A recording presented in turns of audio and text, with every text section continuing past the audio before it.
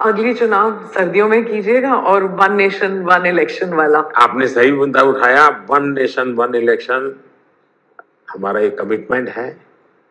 हमने पार्लियामेंट में भी बोला हुआ है, हमने कमेटी भी बनाई थी, कमेटी का रिपोर्ट भी आया है। तो 1 नेशन 1 इलेक्शन के संबंध में देश में बहुत लोग ऑन बोर्ड आए हैं, सभी दलों ने, बहुत लोगों ने इसमें जो कमेटी को अपना सुझाव दिए हैं, बहुत ही पॉजिटिव सुझाव आए हैं और बड़े इनोवेटिव सुझाव आए हैं और देश का बहुत बड़ा लाभ होगा अगर हम इस रिपोर्ट को लागू करवा पाते हैं। तो आज के मोदी जी একটা ইন্টারভিউ দেখলাম, সেই ইন্টারভিউতে উনি এক দেশ এক ভোট এর কথা আবার বলেছেন, 1 নেশন 1 ইলেকশন। তো এটা নিয়ে আমি আগেও পুরনো ভিডিও বানিয়েছিলাম। এটা সত্যি এই মুহূর্তে দেশের জন্য একটা বিশাল আলোচিত টপিক এবং এটা হওয়ার দরকার। এটা সময়ের মানে প্রয়োজন।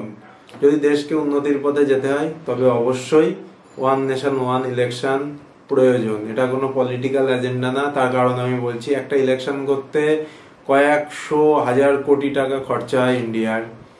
এবার কি একটা ভোটে যদি বিধানসভা, লোকসভা, পঞ্চায়েত, মিউনিসিপ্যালিটি সব হয়ে যায়, তাহলে ওই একটা বাটন তুমি প্রেস করতে গেছো, পাশে পরপর 4টি ইভিএম থাকলো, ভোট হয়ে গেল, শেষ। যার দেশে যে সরকার, রাজ্যে যে পার্টি, পঞ্চায়েতে কোন প্রার্থী, সেই অনুযায়ী ভোট দিতে পারবে এবং একটা খরচাতেই হয়ে গেল। ওই একই পুলিশ ফোর্স, একই ইভিএম, একই কাউন্টিং সেন্টার, সব জায়গায় হয়ে গেল। একবার ভেবে দেখার দরকার আছে।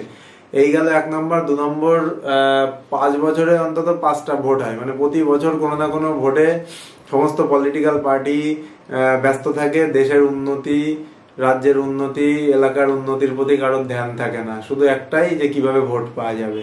তো যদি 1 নেশন 1 ইলেকশন হয় তবে কমসে কম 6 মাস আগে পেছনে বাদ দিলে 4.5 বছর একটা স্প্যান টাইম পাওয়া যাবে, যেটাতে পলিটিক্যাল নেতারা সোকল্ড মানে উন্নতি, যেটা সেই উন্নতি করবে চারিদিকে এবং দেশের বিকাশ হবে, মানে বিকাশে প্রয়োজনে ভাগ নেবে, এই আর কি।